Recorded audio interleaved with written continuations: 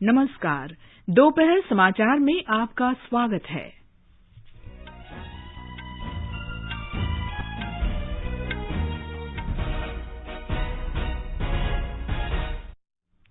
संसद की दोनों सदनों की कार्यवाही पेगासस जासूसी, कृषि कानूनों और अन्य मुद्दों पर विपक्षी दलों के हंगामे के कारण दिन भर के लिए स्थगित। कराधान कानून संशोधन विधेयक 2021 और केंद्रीय विश्वविद्यालय संशोधन विधेयक 2021 लोकसभा में पारित। प्रधानमंत्री नरेंद्र मोदी व्यापार और वाणिज्य क्षेत्र के हितधारकों सहित विदेश में भारतीय मिशनों के प्रमुखों के साथ आज शाम संवाद करेंगे।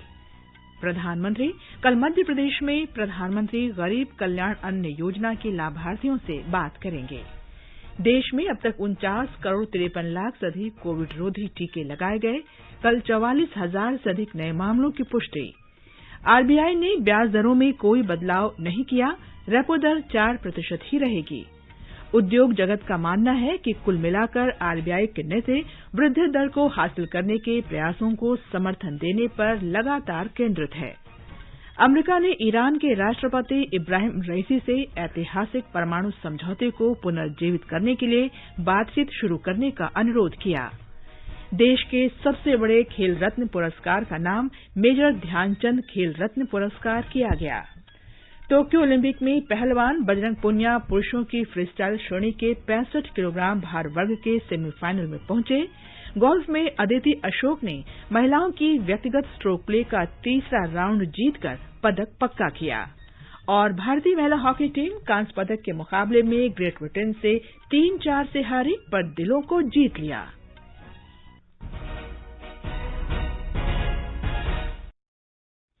दोपहर समाचार में चारू सक्सेना के साथ मैं कनकलता। देश भर में 18 वर्ष से अधिक आयु वर्ग के लिए सरकारी केंद्रों में निःशुल्क कोविड टीकाकरण अभियान जारी है।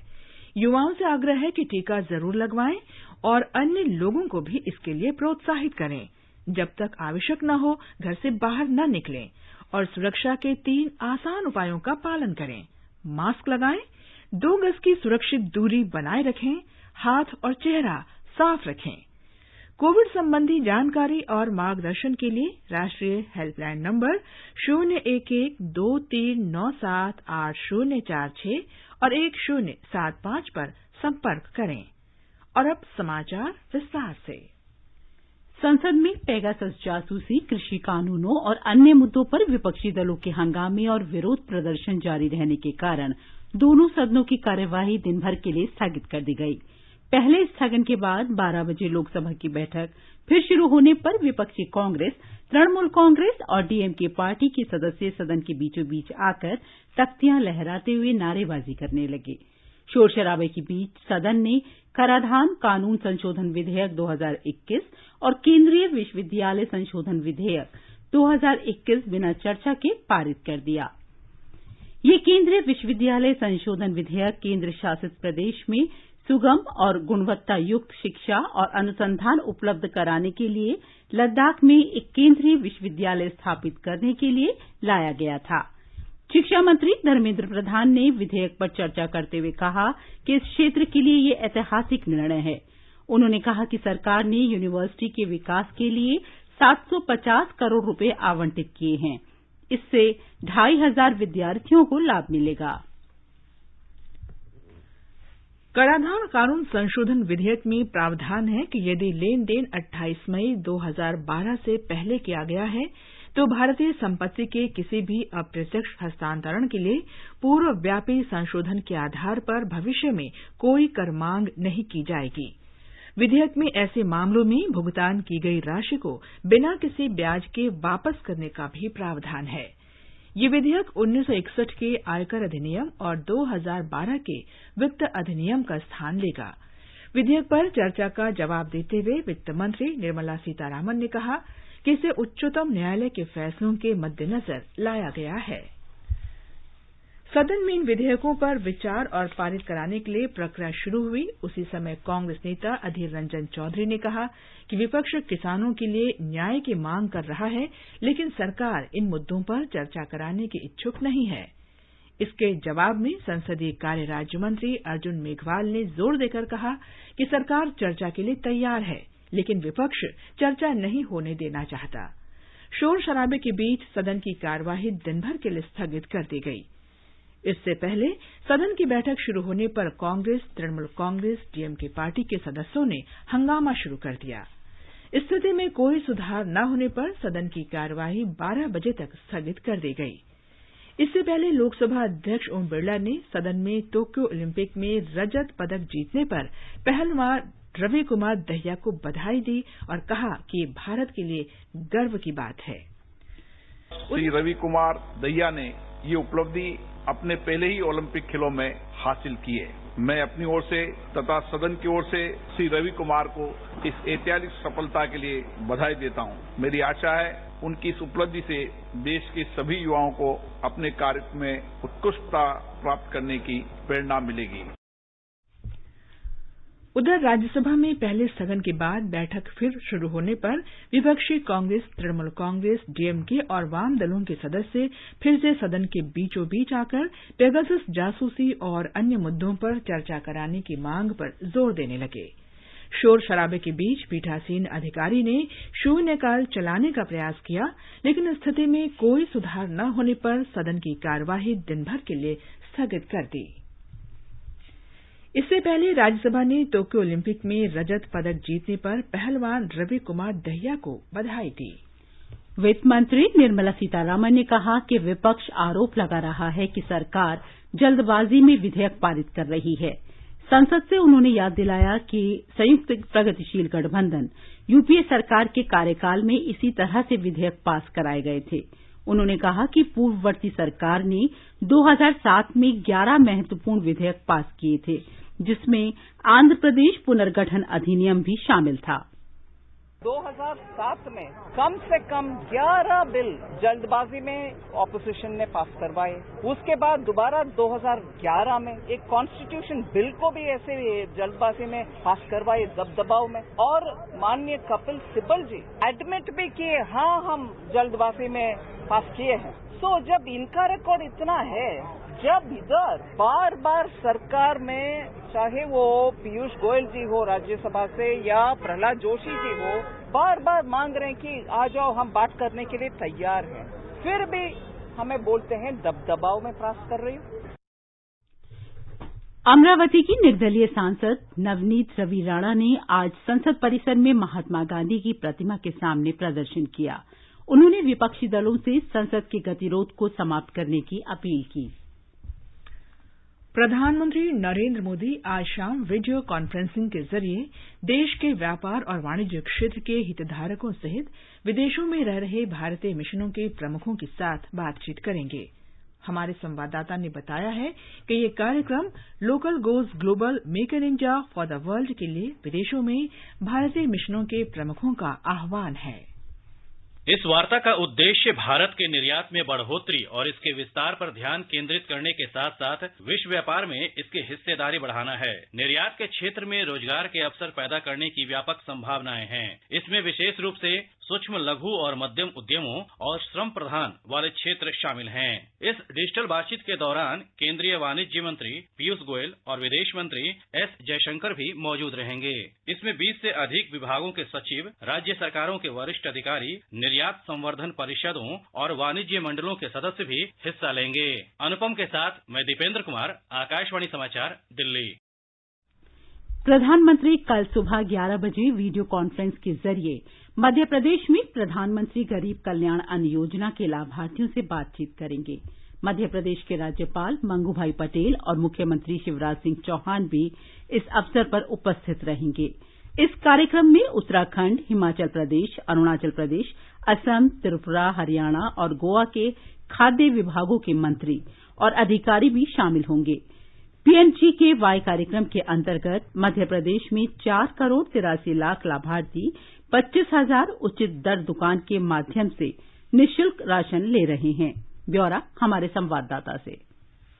प्रदेश के सभी 25,435 उचित मूल्य की दुकानों पर प्रधानमंत्री गरीब कल्याण अन्न योजना कार्यक्रम आयोजित किया जाएगा। प्रत्येक दुकान पर कोविड प्रोटोकॉल के साथ 100 लाभार्थियों को राशन सामग्री वितरित की जाएगी। मुख्यमंत्री शिवराज सिंह चौहान ने कहा कि अन्न योजना कार्यक्रम में सभी जनप्रतिनिधियों की भी भागीदारी सुनिश्चित की जाएगी। मंत्री, सांसद और विधायक अपने अपने क्षेत्र में कार्यक्रम का शुभारंभ करेंगे। प्रत्येक उचित मूल्य की दुकान के लिए एक नोडल अधिकारी जिला कलेक्टर द्वारा नियुक्त किया जाएगा, जो योजना के क्रियान्वयन की देखरेख करेंगे। प्रत्येक दुकान के लिए एक सामाजिक टीम भी होगी, जिसमें संकट प्रबंधन समिति के सदस्य, ग्राम पंचायत सचिव और स्थानीय प्रमुख नागरिक शामिल होंगे। पूजा पीवर्धन, आकाशवाणी समाचार, भोपाल।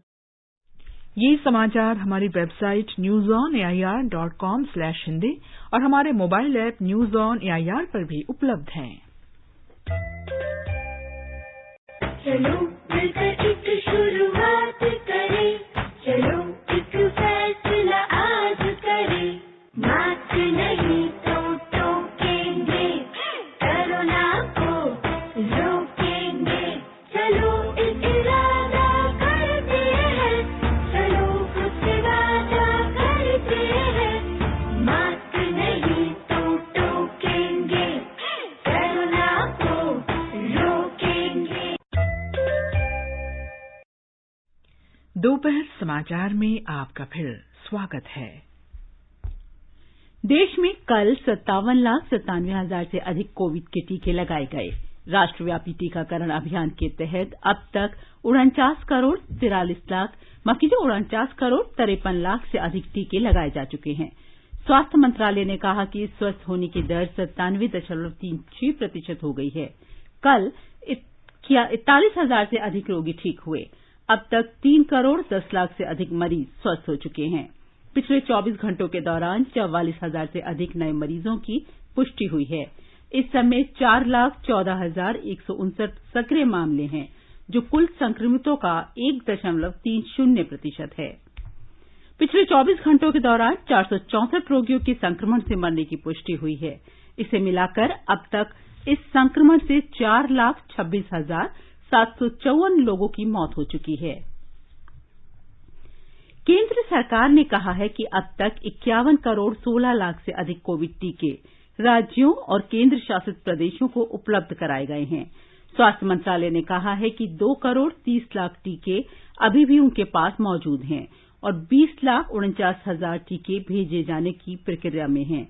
कोविड टीकाकरण अभियान का नया चरण इस वर्ष 21 जून को शुरू हुआ था। केंद्र सरकार टीका आपूर्ति श्रृंखला को बनाए रखने के लिए अधिक से अधिक टीके राज्यों और केंद्र शासित प्रदेशों को भेज रही है। कोविड संबंधी राष्ट्रीय हेल्पलाइन नंबर हमारी वेबसाइट newsonair.gov.in पर उपलब्ध हैं। भारतीय रिजर्व बैंक मौद्रिक नीति समिति ने बैंक की प्रमुख ब्याज दरों में कोई बदलाव नहीं किया है। बैंकों को उधार देने की रेपो दर 4% ही बनी रहेगी। अन्य प्रमुख ब्याज दरों रिवर्स रेपो दर, बैंक दर, एमएसएफ और एसएलआर में भी कोई परिवर्तन नहीं किया गया है। मौद्रिक नीति समिति ने टिकाऊ आधार पर विकास को पुनर्जीवित करने और कोविड के प्रभाव को कम करने के लिए आवश्यक समायोजन को जारी रखते हुए 5-1 के बहुमत से ये फैसला किया। रिजर्व बैंक के गवर्नर शक्तिकांत दास ने एक वक्तव्य में कहा है कि बैंक वित्त वर्ष 2022 में सकल घरेलू उत्पाद दर 9.5% और वर्ष 2021-22 में उपभोक्ता सूचकांक पर आधारित मुद्रास्फीति की दर 5.7% रहने के अनुमान को बरकरार रखा है। उन्होंने कहा कि मौद्रिक नीति समिति की उम्मीद के अनुरूप जून में आर्थिक गतिविधियां व्यापक स्तर पर बढ़ी हैं और अर्थव्यवस्था कोविड की दूसरी लहर के प्रभाव से उबर रही है। हालांकि मुद्रास्फीति पर दबाव से चिंता बनी हुई है। समिति की बैठक के समापन पर श्री शक्तिकांत दास ने एक वक्तव्य में कहा कि सभी क्षेत्रों में रिकवरी असमान बनी हुई है और सभी नीति निर्माताओं के सहयोग की आवश्यकता है। उन्होंने कहा कि वित्तीय स्थिरता के संरक्षण पर हमारा ध्यान जारी है और इस समय सर्वोच्च प्राथमिकता स्थिरता के साथ साथ एक सतत विकास पथ के साथ एक टिकाऊ वसूली सुनिश्चित करना है। Based on an assessment of the evolving domestic and global macroeconomic and financial conditions and outlook, the MPC voted unanimously to keep the policy repo rate unchanged at 4%. The MPC also decided on a 5-1 majority to continue with the accommodative stance as long as necessary to revive and sustain growth on a durable basis. मौद्रिक नीति समीक्षा पर प्रतिक्रिया व्यक्त करते हुए बंधन bank के मुख्य अर्थशास्त्री सिद्धार्थ सान्याल ने कहा कि 6% के आधार पर ब्याज दरों में कोई बदलाव न करने और निरंतर समायोजन रुख जारी रखने का फैसला अपेक्षित था। नीति का समग्र स्वर स्पष्ट रूप से विकास में सुधार का समर्थन करने पर केंद्रित रहा। आगे बढ़ने से पहले मुख्य समाचारों पर एक नजर। संसद के दोनों सदनों की कार्यवाही पेगासस जासूसी, कृषि कानूनों और अन्य मुद्दों पर विपक्षी दलों के हंगामे के कारण दिन भर के लिए स्थगित। कराधान कानून संशोधन विधेयक 2021 और केंद्रीय विश्वविद्यालय संशोधन विधेयक 2021 लोकसभा में पारित। प्रधानमंत्री नरेंद्र मोदी व्यापार और वाणिज्य क्षेत्र के हितधारकों सहित विदेश में भारतीय मिशनों के प्रमुखों के साथ आज शाम संवाद करेंगे। प्रधानमंत्री कल मध्य प्रदेश में प्रधानमंत्री गरीब कल्याण अन्न योजना के लाभार्थियों से बातचीत करेंगे। देश में अब तक 49 करोड़ 53 लाख से अधिक कोविड रोधी टीके लगाए गए। कल 44,000 से अधिक नए मामलों की पुष्टि। आरबीआई ने ब्याज दरों में कोई बदलाव नहीं किया। रेपो दर 4% ही रहेगी। उद्योग जगत का मानना है कि कुल मिलाकर आरबीआई की नीति वृद्धि दर को हासिल करने के प्रयासों को समर्थन देने पर लगातार केंद्रित है। अमेरिका ने ईरान के राष्ट्रपति इब्राहिम रईसी से ऐतिहासिक परमाणु समझौतों को पुनर्जीवित करने के लिए बातचीत शुरू करने का अनुरोध किया। देश के सबसे बड़े खेल रत्न पुरस्कार का नाम मेजर ध्यानचंद खेल रत्न पुरस्कार किया गया। टोक्यो ओलंपिक में पहलवान बजरंग पुनिया पुरुषों की फ्री स्टाइल श्रेणी के 65 किलोग्राम भार वर्ग के सेमीफाइनल में पहुंचे। गोल्फ में अदिति अशोक ने महिलाओं के व्यक्तिगत स्ट्रोक प्ले का तीसरा राउंड जीतकर पदक पक्का किया। भारतीय महिला हॉकी टीम कांस्य पदक के मुकाबले में ग्रेट ब्रिटेन से 3-4 से हारी पर दिलों को जीत लिया।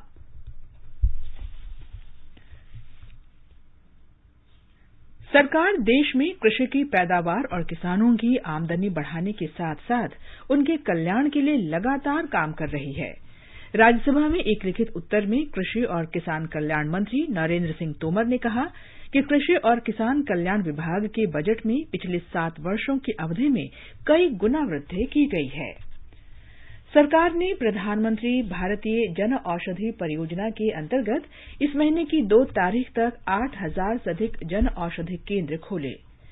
राज्यसभा में आज एक लिखित उत्तर में स्वास्थ्य और परिवार कल्याण मंत्री मनसुख मांडविया ने कहा कि मार्च 2025 तक देश के सभी जिलों में 10,500 जन औषधि केंद्र खोले जाने का लक्ष्य है।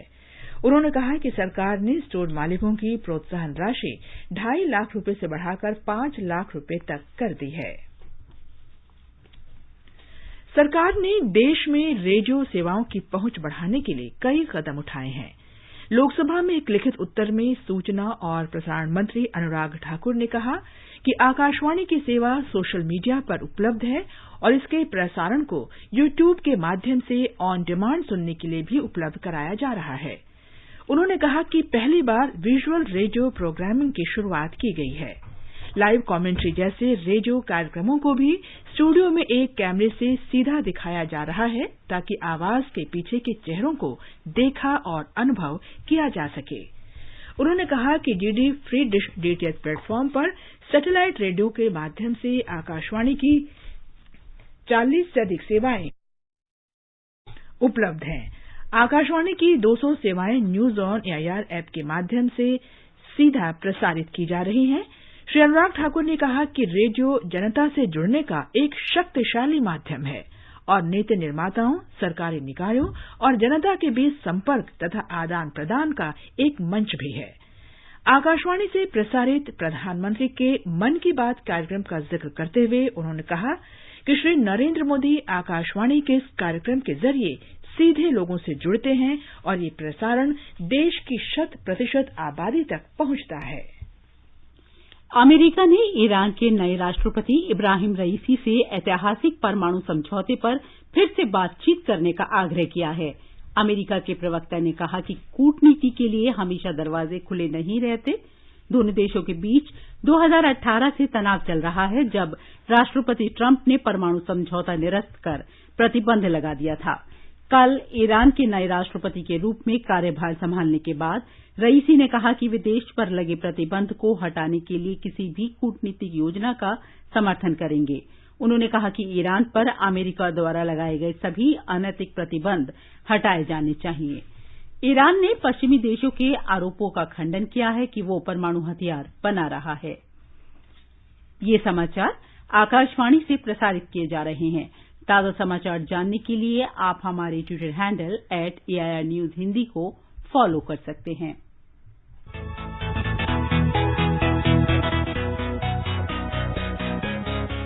दुनिया रंग बिरंगी, खट्टे मीठे रसीले समाचारों का सतरंगी खजाना आकाशवाणी पर। खबरें होंगी हटकर, जानेंगे कुछ अलग, हंसेंगे खुलकर, करेंगे सजग। सुनना न भूलें सोमवार और मंगलवार आज सवेरे तथा शनिवार और रविवार कार्यक्रम परिक्रमा में।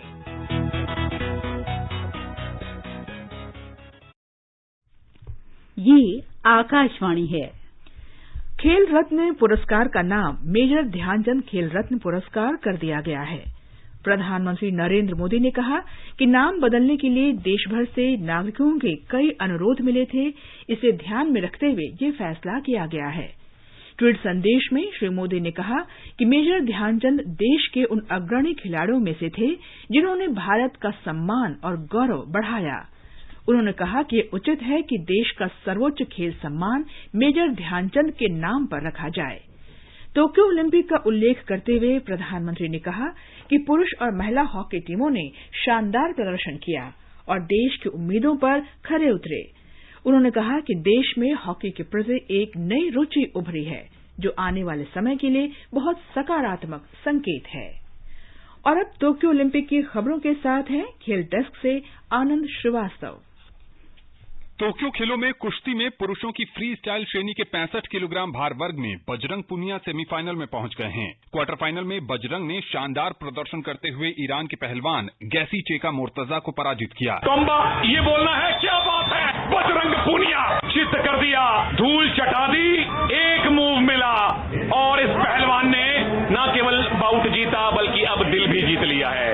बजरंग पुनिया क्लास, बजरंग पुनिया सेमीफाइनल में, बजरंग पुनिया शाबाश। सेमीफाइनल बाउट आज ही है। अंतिम 4 में बजरंग का सामना अजरबैजान के हाजी अलियेव से होगा। महिलाओं की 50 किलोग्राम वजन वर्ग में सीमा बिस्ला का सफर हार के साथ समाप्त हो गया। ट्यूनीशिया की सारा हामदी ने सीमा को 3-1 से पराजित किया। महिला हॉकी में भारतीय टीम चौथे स्थान पर रही। कांस्य पदक के मैच में ब्रिटेन ने कांटे की टक्कर में 4-3 से भारत को मात दी। ओलंपिक्स के इतिहास में भारतीय महिला टीम का ये सर्वश्रेष्ठ प्रदर्शन है। एथलेटिक्स में गुरप्रीत सिंह पुरुषों की 50 किलोमीटर रेस वॉक पूरी नहीं कर सके। महिलाओं की 20 किलोमीटर पैदल चाल स्पर्धा में प्रियंका गोस्वामी और भावना जाट पदक जीतने की कोशिश करेंगी। आज ही पुरुषों की 4x400 मीटर रिले रेस में अमोद जैकब, नागनाथन पांडी, अरोकिया राजीव और मोहम्मद अनस ट्रैक पर होंगे। प्रधानमंत्री नरेंद्र मोदी ने कहा है कि महिला हॉकी टीम के शानदार प्रदर्शन को देशवासी हमेशा याद रखेंगे। श्री मोदी ने एक ट्वीट में कहा कि इस प्रदर्शन के बाद देश की बेटियों में हॉकी के प्रति दिलचस्पी बढ़ेगी और इसके लिए वो आगे आएंगी। आइए सुनते हैं प्रधानमंत्री और टीम के बीच हुई बातचीत का अंश। वंदना वगैरह सब बहुत बढ़िया किए आपने, और सलीमा के तो सबको लगा है कि भाई सलीमा तो बहुत कमाल कर देती। Thank you so much. लोग रोना बंद के दिए, मेरे तक आवाज आ रही है। देखिए देश आज आपका पर गर्व कर रहा है, बिल्कुल निराश नहीं होना है। और कितने दशकों के बाद हॉकी भारत की पहचान फिर से एक बार पुनर्जीवित हो रही है, आपके लोगों की मेहनत से हो रही है। मैं टीम के सभी साथियों को और आपके कोच को सबको बधाई देता हूं। खेल मंत्री अनुराग ठाकुर ने महिला हॉकी टीम के आत्मविश्वास और टीम भावना के साथ बेहतरीन प्रदर्शन की सराहना की है। उन्होंने कहा कि ये प्रदर्शन आने वाले समय में हमें और बेहतर करने के लिए प्रेरित करेगा। श्री ठाकुर ने कहा कि भारत की बेटियों पर हम सबको गर्व है। हरियाणा के मुख्यमंत्री मनोहर लाल ने भारतीय हॉकी टीम में हरियाणा की 9 महिला खिलाड़ियों को 50-50 लाख रुपए देने की घोषणा की है। खेल मंत्री अनुराग ठाकुर ने टोक्यो ओलंपिक में रजत पदक जीतने पर पहलवान रवि दहिया को बधाई दी है। दहिया को बहुत बहुत बधाई। दूसरा उनकी स्पिरिटेड परफॉर्मेंस ही थी जिसने भारत को इस मुकाम तक पहुंचाया और उन्होंने भारत के लिए सिल्वर मेडल जीता है। बहुत बधाई, बहुत शुभकामनाएं। उनके इस प्रदर्शन से लाखों नहीं करोड़ों युवाओं को खेलों में आने का, खेलों को एक करियर के रूप में लेने का और भारत के लिए भविष्य में मेडल जीतने का एक प्रेरणा मिली है। हरियाणा सरकार ने टोक्यो ओलंपिक में कुश्ती मुकाबले में रजत पदक जीतने पर रवि दहिया को 4 करोड़ रुपए का पुरस्कार देने की घोषणा की है। गोल्फ में अदिति अशोक महिलाओं के व्यक्तिगत स्ट्रोक प्ले के तीसरे दौर में 3.67 का स्कोर बनाकर दूसरे स्थान पर रही और गोल्फ में ओलंपिक पदक के लिए अपनी दावेदारी मजबूत कर ली। अदिति दूसरा स्थान प्राप्त करने वाली एकमात्र गोल्फर हैं। और अब आज का संस्कृति संदेश समर्पित है प्रसिद्ध कार्टूनिस्ट प्राण कुमार शर्मा को।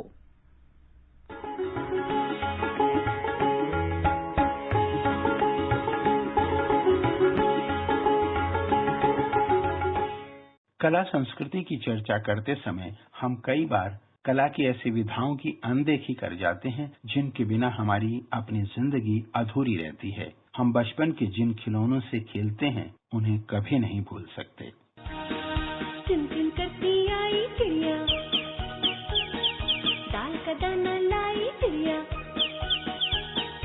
जिन कार्टून को देख देख कर हम बड़े हुए हैं उनको हम कैसे भूल सकते हैं। जिन कॉमिक्स की कहानियों ने हमारे बचपन को कल्पनाओं की उड़ान दी उन्हें हम कैसे भूल सकते हैं। आपने चाचा चौधरी और साबू का नाम तो सुना ही होगा। इनके कार्टूनिस्ट का नाम था प्राण कुमार शर्मा। आज उन्हीं की पुण्यतिथि है जिन्होंने बच्चों के लिए एक रोचक संसार की रचना की थी।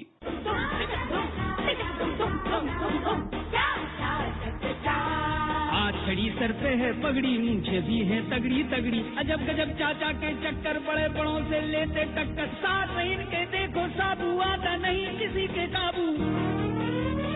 15 अगस्त 1938 को पाकिस्तान में जन्मे कार्टूनिस्ट प्राण कुमार शर्मा ने मुंबई के sir J school of arts में प्रशिक्षण लिया था। प्राण ने 1960 में जब कार्टून बनाने की शुरुआत की उससे पहले देश में विदेशी कॉमिक्स का ही बोलबाला था। ऐसे में प्राण ने भारतीय पात्रों की रचना करके स्थानीय विषयों पर कॉमिक्स बनाना शुरू किया।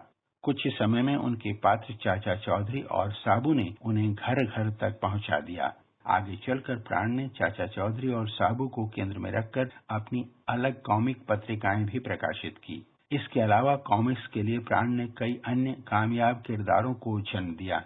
इनमें रमन, बिल्लू और श्रीमती जैसे चरित्र शामिल हैं। प्राण कुमार शर्मा के योगदान को देखते हुए अमेरिका के international museum of cartoon art में उनकी बनाई कार्टून स्ट्रिप चाचा चौधरी को स्थायी रूप से रखा गया है। दुनिया भर के बच्चों को गुदगुदाने वाले प्राण कुमार शर्मा का 6 अगस्त 2014 को कैंसर से निधन हो गया। मरने से पहले उन्होंने कहा था, यदि मैं लोगों के चेहरे पर एक मुस्कान ला सका तो मैं अपना जीवन सफल मानूंगा। किसी की मुस्कुराहटों पे हो निसार, किसी का दर्द मिल सके तो ले उधार। और अब एक नजर आज के मौसम पर। राष्ट्रीय राजधानी दिल्ली में आज आंशिक रूप से बादल छाए रहेंगे, हल्की वर्षा का अनुमान है। मुंबई में आमतौर पर बादल छाए रहेंगे, मध्यम वर्षा हो सकती है। चेन्नई में बादल छाए रहेंगे, सामान्य वर्षा होने की संभावना है। कोलकाता में बादल छाए रहेंगे, गरज के साथ 1 या 2 बार बौछारें पड़ सकती हैं। केंद्र शासित प्रदेश जम्मू कश्मीर के श्रीनगर में आंशिक रूप से बादल छाए रहेंगे और वर्षा हो सकती है। जम्मू में आंशिक रूप से बादल छाए रहेंगे, धूल भरी आंधी चलने या वर्षा होने की संभावना है। लेह में भी आमतौर पर बादल छाए रहेंगे। गिलगित में आंशिक रूप से बादल छाए रहेंगे। मुजफ्फराबाद में आमतौर पर आंशिक रूप से बादल छाए रहेंगे। अंत में मुख्य समाचार एक बार फिर। संसद के दोनों सदनों की कार्यवाही पेगासस जासूसी, कृषि कानूनों और अन्य मुद्दों पर विपक्षी दलों के हंगामे के कारण दिन भर के लिए स्थगित। कराधान कानून संशोधन विधेयक 2021 और केंद्रीय विश्वविद्यालय संशोधन विधेयक 2021 लोकसभा में पारित।